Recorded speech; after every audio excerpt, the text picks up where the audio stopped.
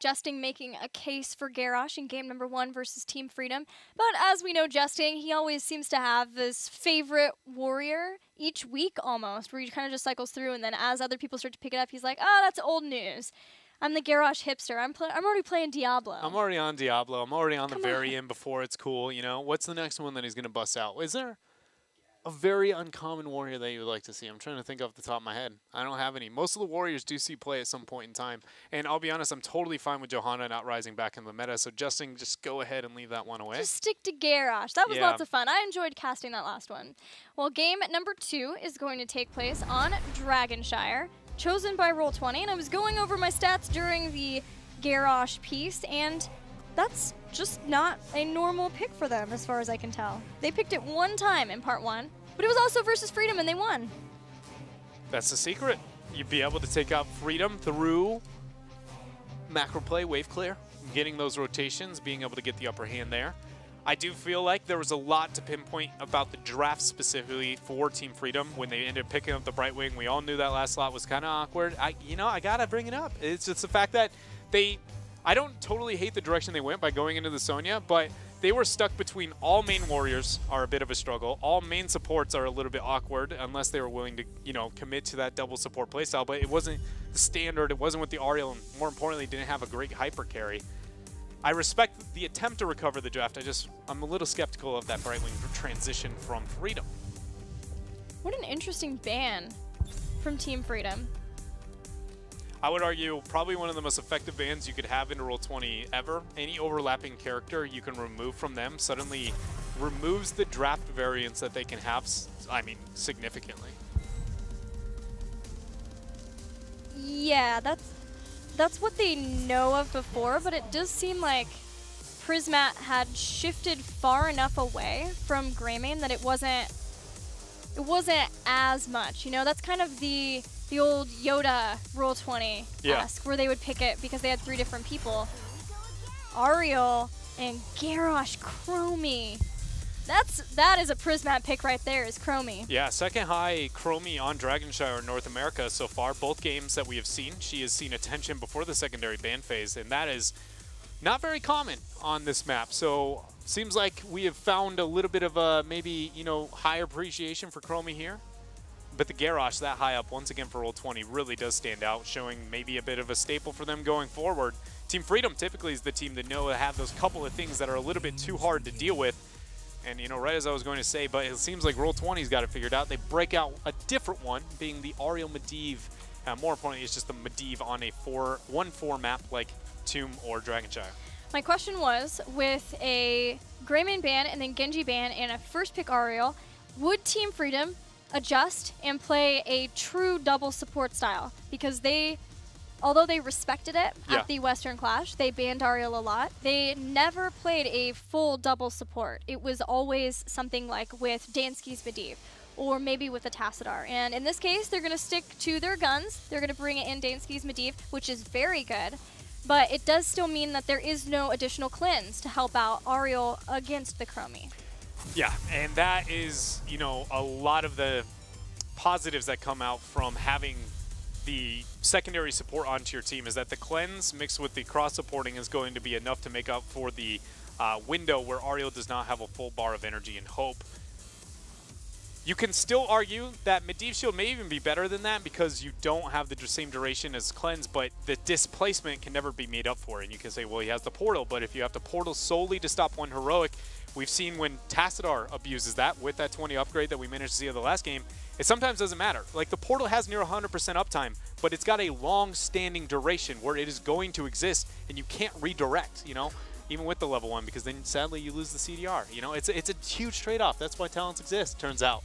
It's also, if they were going to get like a Rhaegar as a secondary support to help up with their wave clear, likely they'll get a hyper carry who could still help them with that regard, getting somebody to help out with the wave clear of Dragonshire, but it's something to consider. They're also thinking about the solo. We've seen Dahaka and Malthael, how much trouble Dahaka can have with that, so they're going to ban Malthael from Roll20. I'm looking for what Roll20 is going to be able to provide here. I think Arash should do quite a bit into the 4. and lethal overall. Chromie's going to be a very good job of just flat out saying no to any heavy pressure and siege they're going to be able to apply to the earlier stages of the game. But they go with the ETC in Uther, so a potential Divine Shield in Mosh Pit. Really good synergy across the board for those two. Very little wave clear, though, for Roll20 in this game. Wait a second, who plays ETC? Wait a second, who plays... Justing plays ETC. We gotta have Justing's ETC, though, but Justing's Garrosh. I don't know what to do. Can we have 2 Justings? Can we have double the Justing? We're just going to clone Justing. Whoever, you know, I'm sorry, you can't play it. We're going to have to kick you out. I mean, if you're going to be subbed by anybody, it might as well be a teammate, right? I mean, it shows you've done something right with the selection of your allies. I'm sure Goku could play just as great of a Garrosh. I mean, if he hits Dragons the same way he hits Flings, it's definitely a smart upgrade. I would suggest he goes in that direction, because if you hit that many flips, you are sure of one of the best Garroshes in the world, and more importantly, set your team up for great success. But Freedom has the Medivh to be able to deal with that this game. They have the shielding to make sure the kill potential doesn't happen initially. They're just struggling with wave clear. They're going to make up for that a little bit here with Lunara and then also a new Barak. A very strong, I want to say outdated comp, but that's not true again because we haven't had major patches recently. It just feels old school because it has been solid for so very long here on the side of Freedom. And the last pick for Roll20. Blauron Classic. This has gotten wild, Gilly. Talk to me, Dread. I mean, like, Freedom's drafting, like I said, it's not wild. It's just, again, none of those heroes were directly nerfed. Not too many major buffs went in different direction. I look at this and I go, that's what I would assume, trickling after the Western and Eastern clash. But on the other side, it is anything but the case. You have, first of all, we have Garrosh still figuring that out. Justing, we've talked about how impressive that looked. High Chromie, that's been trended on 2 teams now in North America coming out. So I'm expecting to see a lot more of that in Dragonshire as the future moves through. Then we see an ETC of higher priority coming out from Roll20. That isn't anything that they have shown over the long while. But granted, with the Western Clash coming out, I think the Zeratul, though, is the biggest thing. We know Glaurung has played Zeratul. It's not even like, oh, Roll20 is playing the Zeratul. That seems weird. It's just on a map like Dragonshire where there's no direct major screaming vulnerability to get the Zeratul into. What I think this is honestly just providing a secondary threat into the Divine Mosh Pit. But the problem, I don't know if it's a problem. The biggest thing is I haven't played that duo on this patch, and I currently don't know if the coding is wonky. I was wondering that too. I'm just going to say this flat out. For anybody who's ever ran the Void Prison into the Mosh Pit Power Slide, just choose a patch. It's about a coin toss on the probability of you continuing the Power Slide through the drop of the Void. It's half the patches, you just stop in place, and you're like, oh, this is awkward. And the other half the patches, you slide right on through, and you're like, oh, this is Mosh Pit heaven, baby. I've got you. You don't have to worry because you're going to Void Prison, Divine Storm, and then Smooth as Silk slide in for the 5-man Mosh Pit. Let's get it going. Game number 2 on Dragonshire. That's it. That's it. That's it. Just slow creeping right on in. Smooth as silk. That's what we said. Smooth as silk. Is that a real thing? Is that a thing people more than just you say? Absolutely a phrase. I've never heard that before. That I just maybe made up. Already going to be a 4-man posture and commitment here for Freedom, at least so far. Most likely, I'm expecting to sit on Dragon Knight right above. What? See that little... What is it? Goku ETC. Interesting. I believe. The biggest thing here is going to be an interesting laning phase decision. Not laning phase. It's rotation for the level 1 coming out from Freedom. Very aggressive. It's optimistic because they're setting the Medivh to provide vision. The other 4 are above where you can drop a portal, get a huge flank. Just this is, in my opinion, showing that they are appreciating what they learned internationally, even within their own region here.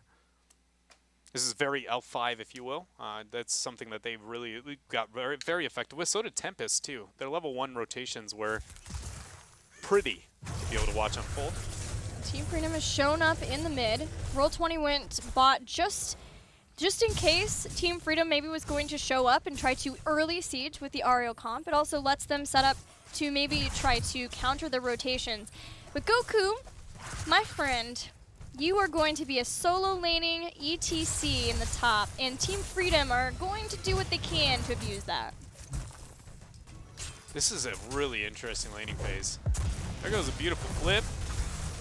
Should be a burrow charge away. There we go. 13 seconds, so we're going to have the altars on up. But the fact that this tri-lane's getting this pressure up on top is a huge lane mismatch. And I don't know if Roll20 is going to respond in time. Chromie is the anti-siege, which now she is making the transition up top. So let's see how clever Freedom is, because they've already got 1.5 turrets up here. Do they, now that the Chromie's made the proper response, just say, well, screw top lane, we're going bottom now? Because you can't do that on mid. You never want to do that on mid. It doesn't have a shrine. But, oh, that's what they're going to do. They're just going to nope right on out. I love it. Freedom. Just beautiful play coming out from them. Just going, well, this is we're going to make you respond to me. And anytime you can make your opponent respond to you, that means you predict the rotations. If you can do that, you get yourself a free gank. And they all show up in mid while Dahaka makes the transition. At the same time, seeing if they can catch somebody, Dansky takes the shrine bottom, knowing that a lot of Roll20 is up in the top, getting time for his team to make the transition. Now it's a Zeratul, but Chromie has made the response as well. She's in hot pursuit.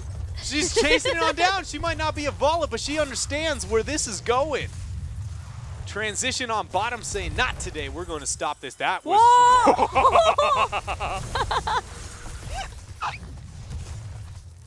He was just the biggest beetle in the world. Just hanging it up. What's up, boys? Just wanted to, you know, come up, kiss the cam real quick. And go back. Now, both of the shrines are being controlled by Roll20. They've got Medivh, though. Medivh is an excellent guardian to stay there. He can stay and watch, and if he needs, drop down and stop it. But Roll20 is following what Team Freedom is trying to do especially well. It took them a little bit of time to figure out what exactly was happening, and that did mean that Team Freedom were able to get one of the towers up in the top, but otherwise Roll20 is making it happen. I've never seen a team do this, but I will say that there is a really clever play you can do around this to be able to deal with it. Channel attempts, I don't think there's anything going to be gained here. It's more Freedom just saying, hey, you know, you got to pay attention to us. We're going to force you to respond. Oh, that was a misclick. Prismat just barely out of range, and then Buds didn't react fast enough expecting it. I guarantee comms where I got the delay, so he just assumes, looks away. Cost him a Zugrug a Dragonite here very early on. But as we mentioned, since the Stukov patch, early Dragonites can still pack a punch. The duration was increased, doing more damage with both of his abilities as well, and his basic attacks. Flat out double the damage there onto the minions as well. One of the biggest problems with the Dragonite overall is that oftentimes the Dragonite needs the minions to do more damage. I mean, everybody, I mean, let's be honest here. The real MVPs, if hold on, Nasmus way out here. No way he's going to be able to survive that. I was going to say, how did he get there? But then you see the Garrosh on the other side, and you're like, oh, that's a pretty good indicator. They're still chasing down Ariel. Yeah, she's out. Meanwhile, in Dragonite land, he's rotating down to the bottom. Zugrug's almost done with the dragon. And there it goes. Good night, sweet night. I was going to take a minute to appreciate and shout out the minions, which are the real winners of, you know, the true MVPs of Heroes of the Storm.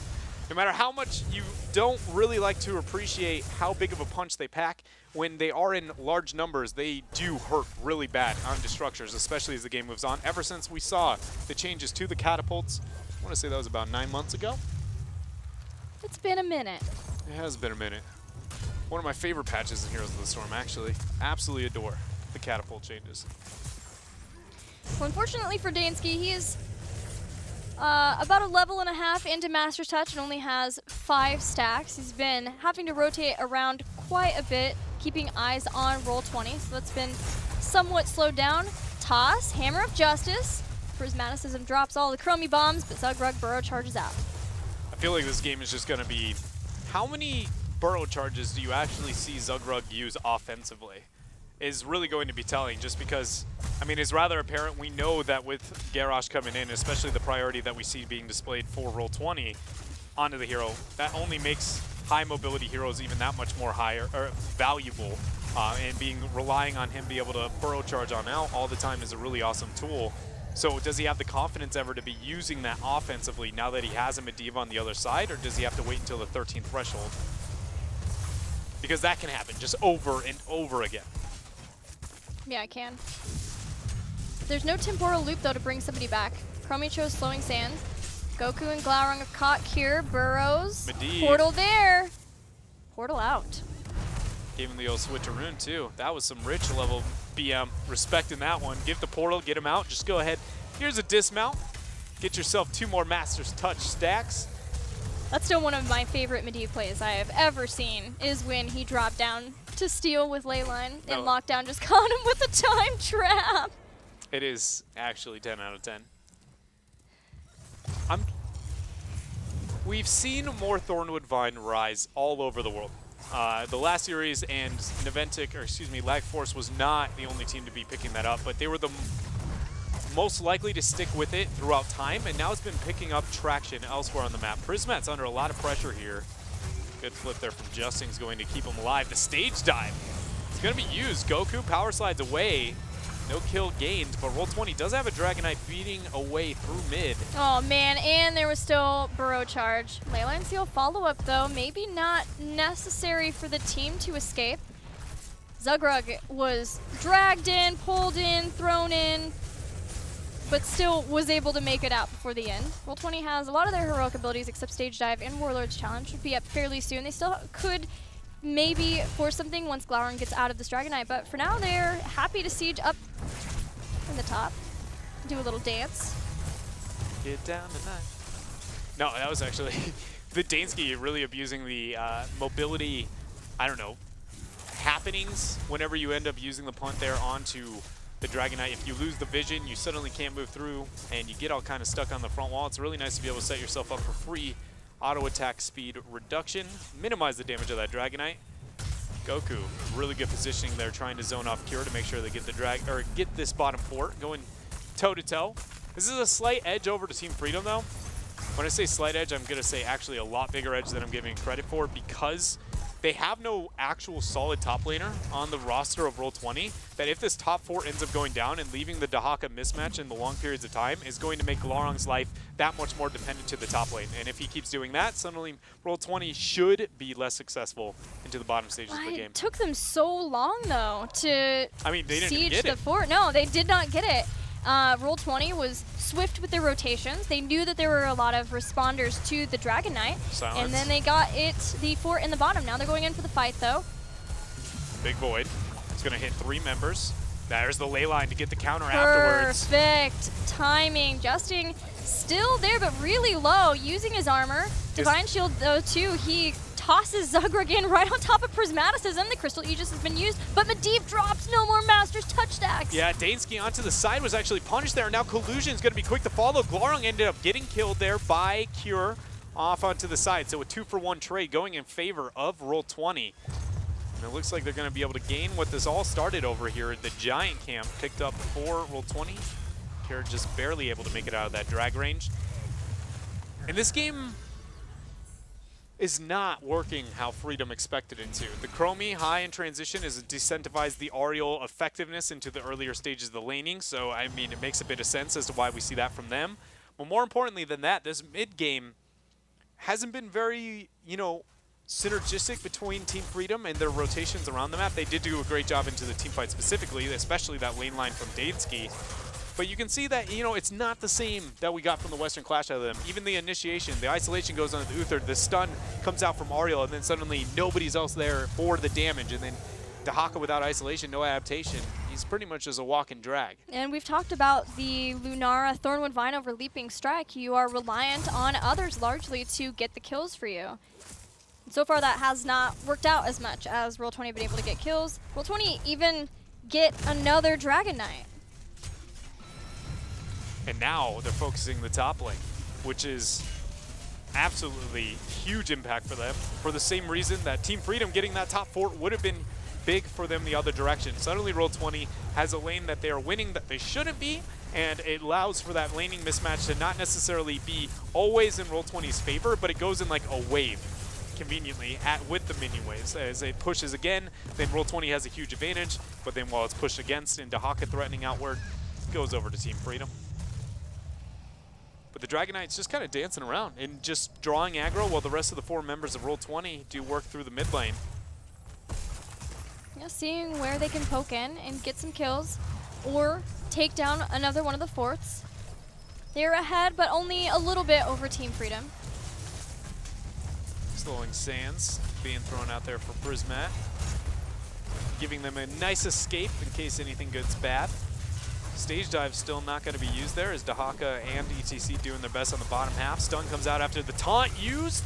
Medivh's shield is going to be real, but Zugrug unable to make it out. He's going to be the first to fall. Leyline seal is going to be used. There is a nice Void Prison isolating 3 members. Chromie got the follow-up, but not enough to get herself a kill. Force of Will being used by Dansky. And in the end, it is 1 for nothing. Great isolation on Justin, making sure that he can't combo anyone else out to the team while the rest of Team Freedom escaped. We've got a pause on the board. So we are now in game number 2 between Team Freedom and Roll20.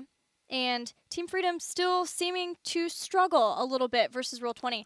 But what's caught my eye is that Goku has another split soak hero. He's got ETC with stage dive, man. It's back. He actually was like right behind Srey, because when that became a thing and Srey joined the North American scene and was like a huge stage dive fan and coming in, then Goku was on the same roster, and so then it kind of got to the point where he was subtly bringing out more and more here. I did not think this would be the roster that suddenly stage dive would be coming out for Goku, and nor the case, because we talked about the Zeratul pickup there, trying to figure out maybe this is like a mosh pit attempt.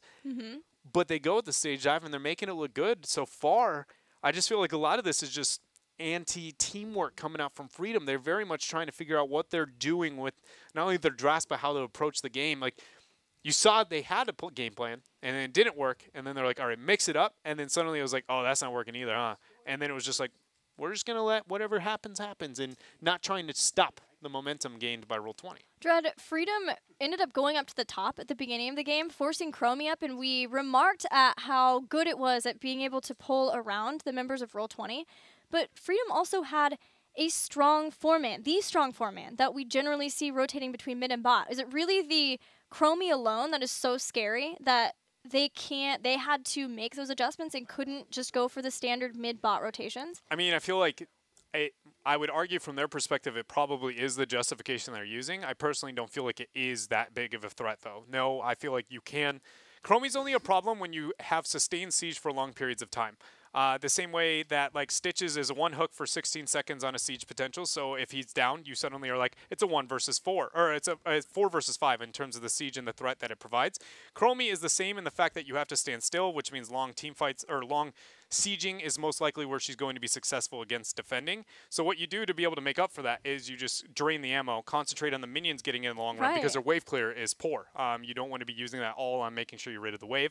And then when you do siege up, you just do it for small periods of time. It's like 5 seconds, damage, walk, right? And it's when you stand around, that's when it hurts. And so I can see it being, yes, the deterrent, but I just feel like that's because you are not willing to take the small victories, which she forces you to do when sieging.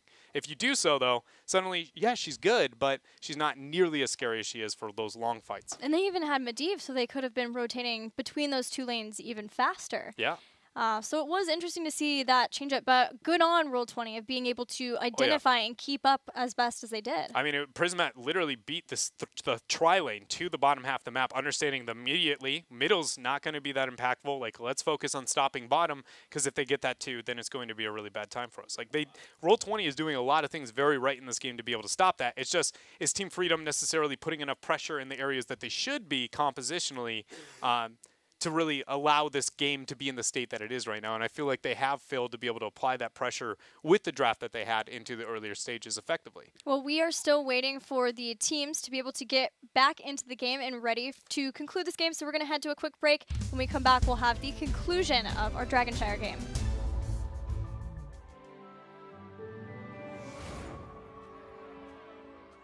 Peace. It has been my life's work. Through honesty and diplomacy, there is no obstacle.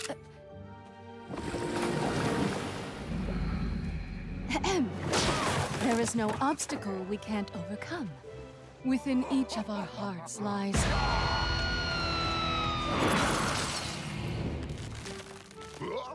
a yearning for peace. Even in this odd place, I truly believe that each of us can find a way to live in harmony. As I was saying, I am Jaina Proudmoore. We don't need to fight, but if you insist, so be it.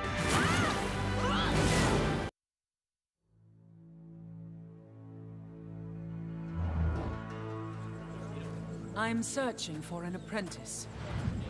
Someone to train in the art of righteous warfare. Someone to carry my shield, my name, and my crusade after I fall in battle. Not everyone is suited for this life. The crusade is a heavy burden, but someone has to carry it.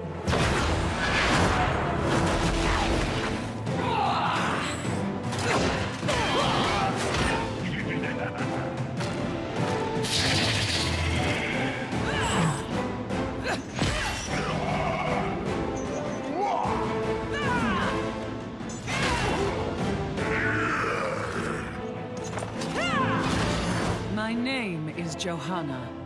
I am searching for an apprentice. Interested?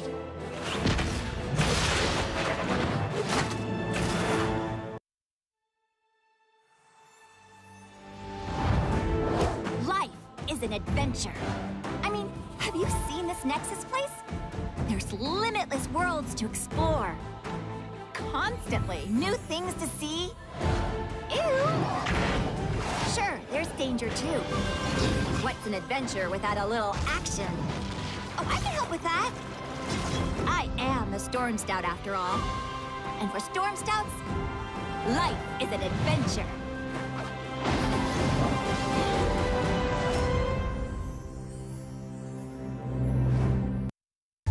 Welcome back to HGC. Currently, we are waiting for one of the members of Team Freedom to get back into the game and get ready to go for game number 2. Currently down 1 game in this best of 5 to Roll20. It's good to see Roll20 come back in after they were a little bit disheartened not being able to make it to the Western Clash. But then again, they won BlizzCon.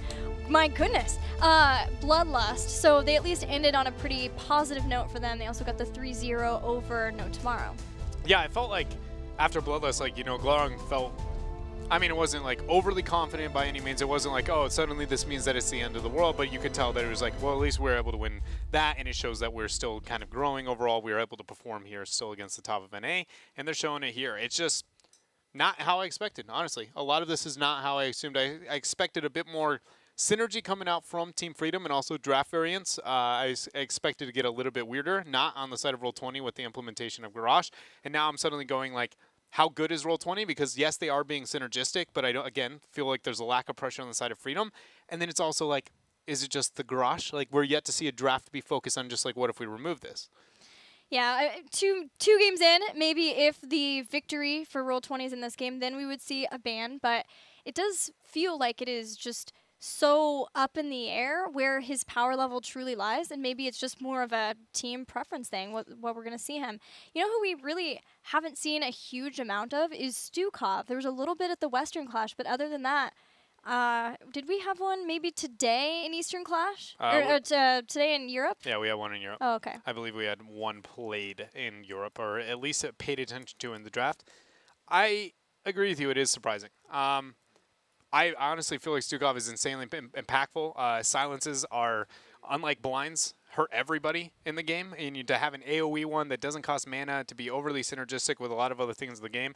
I mean, he does have his downsides, but with so many other supports being attended to, and now Ariel, we see, is going to be in the next patch. She's going to be adjusted. Uther has been attended to. Granted, he always has Amber Protection. Until that comes away and, you know, disappears, he will kind of stand out. But as long as that isn't there, Stukov rises in the ranks. Probably, again, comparative to that of Malfurion, but a little bit harder and a little less common. I am surprised at how little we see him overall. I thought we would get more of him, but I don't know. NA has also been less likely to get too wild unless it's, especially in supports. It feels like we're very comfortable kind of just following what everybody else is willing to bust out rather than be the innovators that I happen to. Well, speaking of supports, what did you think about the patch changes that will be coming in for next week's HGC? Uther, his devotion goes down to 15 armor. Bursting Light removed for Ariel. That's been a talking point with a lot of pros for a while. Yeah, Bursting Light is a huge setback for Ariel. So much so that, like, if we look at the iteration of, like, when Ariel was considered meta, so she came out, she had specific numbers with how she was able to regen hope, and she was considered very powerful, and that talent wasn't even actually originally taken. Then they see some nerfs to her hope restoring, and it's not as powerful as it once was. Suddenly that talent comes online, and we're like, oh, we aren't relying on one massive AoE burst heal. She's suddenly way more forgiving, way better better of a support overall, and then we saw slow development over into the double support in the long run. And so, like, with the changes coming in theory, that if everybody was accurate and the first Ariel is OP, now she's meta because of that talent, by removing it, in theory, she shouldn't be picked. Like, that is how bad of a setback that would be in terms of supporting for Heroes of the Storm. But she also, I mean, she's still got Heart's crowd control. She's still got a lot of good things that I do think that it won't be that harsh, but it will set her back. Yeah, she still has really good damage, and the damage, if you can hit her abilities, I think is even increased off of that. So I'm very excited to see where the future of Ariel goes. Uther too, and how maybe we get Lucio back in the mix. Maybe we get, oh, that was a Lucio pun. Go me! Maybe we get some Stukov back in too. Yeah, Lucio and Stukov would be the first two that I would be like, I feel like they are undervalued. More Stukov than Lucio. Lucio has not enough going for him currently as things stand to be justifying, but Stukov's crowd control alone is enough, and more importantly, his burst heal, which is a rather rare thing to exist in Heroes in modern day. It's always nice to hear your support opinions, Dread. We are getting back into the game in very soon fashion, if that was a sentence. But we are giving the max amount of time that Team Freedom can have in the pause per the rules to try to get all their players back in and ready to go in this important match for them. First match of part 2, we've got 5 more weeks of league play, only 5, and then we go into playoffs for our global championship in BlizzCon. The top 2 spots in our standings, they get the auto invite to BlizzCon, but the third, everyone's going to battle it out for that. Here we go, getting back into the game. I do believe that Cure has left the building, so this is going to be a Dahaka bot on the side of, Team Freedom in the blue. So what was already a grim game, and maybe a bit of a grim series, I hate to break it to any Team Freedom fans, but it just got a bit darker. Oh, we'll have to believe in the Dahaka bot's ability to hit the drags necessary for Team Freedom. But Roll20 have the 16. They're getting a lot of mercenary camp pressures so that they can make a siege somewhere. They're even going to steal away Giants from Team Freedom side of the battlegrounds. They can get a lot going in this bottom siege against the structures of Team Freedom. How are they going to be able to defend here? Chromie is pretty good at the siege potentially. Without Void up in 30, and again with Dahaka going to be off kind of doing his own thing here, it's going to be very difficult. Looks like Ariel in fact is going to be the one leading. Makes a lot of sense considering, but that means very little follow-up for the initiation here on the side of Team Freedom if they manage to get themselves that 16. And we're 15 seconds away from Galarung dropping a possible Void Prison. Dahaka gets flipped in. Portal, Burrows. Can he make it to the portal? No, he cannot. I was going to say, as soon as the gate goes down, things get far scarier for the siege from Team Freedom because of the Garrosh factor. Got the combo of Groundbreaker into Wrecking Ball. Immediate destruction of Dahaka for a little bit longer as Roll20 continue their siege. I'm actually surprised they're willing to take an instant Dragonite here. Just because, I don't know, maybe it's a little bit because the Global, in fact, was the member that ended up getting the DC, but I'm just trying to figure out, like, so immediately, if you're going to back up for immediate instant Dragonite, you want to do it, like, literally so there's no downtime whatsoever. In a perfect world, Team Freedom still had an opportunity to get that delay. Granted, they were positionally and in poor position and didn't want to take that risk with their Dahaka. But now, Roll20, they've got themselves a Dragonite, and they're going to go ahead and transition here down to the bottom half. This is most likely a keep. It's just if a couple of kills happen, we could in fact see even game. Remember, Space Station Gaming had a 10.5-minute game here over Lag Force in the first series of the day. Nazmus on that Lunara can throw out the Thornwood Vines, try to weaken the Dragonite and the other members of Roll20. They don't want to pull out that Nazmus too far though, as the battery for collusion. It's important that he does not get caught by Groundbreaker. Justin's looking for it. Doesn't have the cooldown reduction, so it's down to an 8-second pull. Dahaka gets the drag on Garrosh. No Impale to follow up. The taunt being used, the Medivh Force of Will, the knockback. Zelgrug's alive. Aegis is going to be dropped. Dahaka ends up getting the Burrow. Power Slide is going to be used. Justin somehow abusing that armor and that passive. He keeps himself alive. He kites himself right on out. And Nazmus Poison is not able to kill anything here. And that was my fear when you look at this team and with Thornwood Vine. If you don't have anybody who can assassinate the person who is low in health with a poison, Garrosh with his armor, even ETC being able to give himself some armor, Uther armor too, it is so difficult to get that last kill, and you can use that low health and armor to bait people out too far and get kills of your own. It's just going to be a hard one here for Team Freedom. Everything is built against them, and already with that game down, I expect Roll20 to just concentrate mass pressure onto the map, paint the map red, wait for a mistake, and then wait for the 20 spike if they really feel like it's going to be that big of a problem. I am surprised at how long it took them to get this this keep up on the bottom half, but in the end, Larong is going to be there to secure it. 2-level lead now for Roll20, and we'll have a Dragonite phase happening again soon where they can get 20 and try for a game-ending move now that that keep is down. I like game-ending mood. What is that like? It's elation if you're winning. Yeah, most of the time if you're on the side, right-click in the core, you're probably right. What about on the side of losing? Is it equally as negative? Yes. It depends, I'm going to be right? honest, I heavily disagree with that sentiment, but I realize that's a completely subjective thing. I think it depends. Winning is definitely not nearly as bad as losing. Hey, we've got Kier back! Oh, man. Wait a minute, real? Yeah. Holy cow! He's made it back. Actually, he's a dinosaur, but that's fine. The cow's on the other side. That was a terrible dad joke. I'm sorry. That was really bad. I'm just more... We've had 2 times where a bot's come in here in HGC North America, but never has it been swapped out middle of the game back for the original player. Kier, the hero we need in this dark hour of bot play. Yes, it is. All right, so with 20 advantage for Roll20 and a 16-minute Dragonite, that is enough, very much so, to be able to get lethal. And if not, it's a double keep. So what do we see out of Freedom to be able to stall that out? Do they forfeit themselves a Dragonite? Do they not? Glorung is going to be getting in this, which means lethal on core is going to be less likely. Actually, good job on top. I thought for sure that was given up. That was down to a hair. A photo finish of who got that Dragonite or not. I was just going to say, Glorung is not the person that they went into Dragonite for these questionable lethal calls because of the Void Prison off to the side. You want to make sure that he is the one splitting the members away from the Dragonite, and the Dragonite gets free damage onto the core. But once again, Glorung, in fact, is going to be the member getting in it. Again, it's not by any means a must-have, but it is a really nice if they had that Void. Yeah, looking at between Glorung, ETC, and then Garrosh, Garrosh wants to be able to pull someone in and throw so that they can possibly get the kill. Sprays. And then ETC tends to be the one who ends up taking the final shrine because of his global. So in that regard, seems to be that they prefer to have Zeratul, and then once he pops out, he can potentially drop a Void Prison. The stage dive comes in, though. Power slide going on to Zugrug. Leyline is going to be thrown out, only hitting 1 member. Dragonite transitioning onto the core, ignoring the members of Team Freedom, but they're doing their best to get the AoE supporting out there. But with the shielding already gone onto the core, 80 and counting.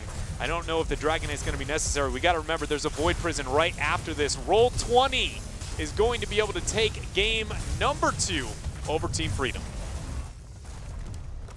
But at least we have Kier back for game number 3. You are not wrong. I am very optimistic of what the odds are here for Freedom going forward. Getting Kier back online, he's not going to be out for the rest of the series.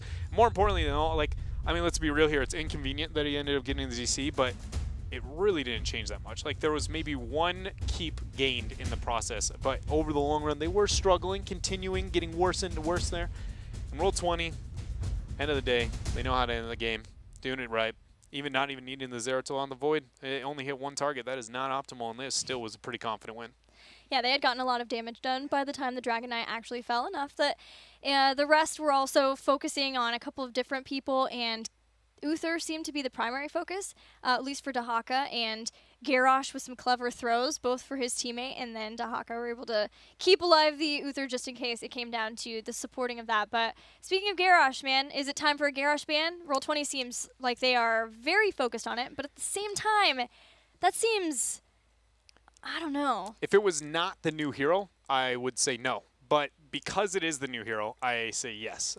Just because it usually means that you just don't understand the small stuff. That Roll20 has done something with the Garrosh and learning him enough to where they blatantly know how to work together very, very well and punish a lot of things that maybe some of the other iterations haven't been able to do so. So I would be like, well, we can't learn fast enough, whatever that element is. If it's like an older hero, but it's still just kind of coming out of nowhere, like a Tyrande, right? When she shows up, and if you win games 1 and 2, I'd be like, you know what the math problem is on how to beat a Tyrande. You do. She's just been around, so straightforward, hasn't changed too much. Whereas Garrosh, on the other hand, I feel like a lot of people are like, don't really know why this is going so bad. And so I think it's worth the ban at this point.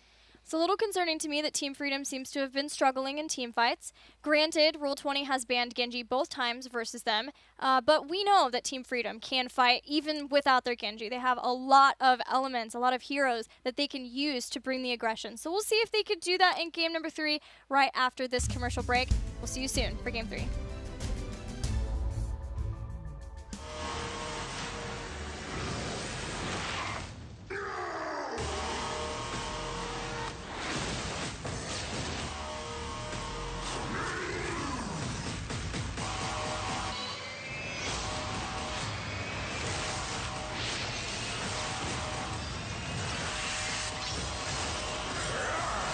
Heroes of the Storm.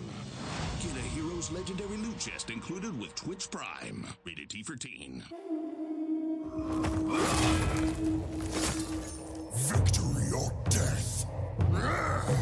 Though he grew up ashamed of his father for drinking Manaroth's blood, Garrosh Hellscream was filled with fierce pride when he learned of Gromash's heroic sacrifice. After joining the